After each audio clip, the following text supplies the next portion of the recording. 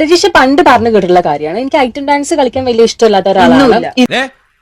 ഞാൻ അത്രക്കാരൻ human ബോഡീനെ objectify ചെയ്യുന്ന ഒരു കാര്യത്തിന്റെയും ഭാഗമാവാൻ എനിക്ക് താല്പര്യം.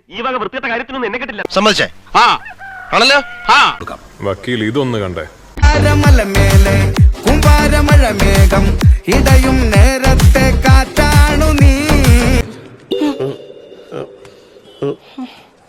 ഇത് മാത്രം വേഴ്സറ്റൈലാണ് സ്വന്തം അഭിപ്രായത്തില് എനിക്ക് എന്റെ അഭിപ്രായങ്ങൾ നല്ല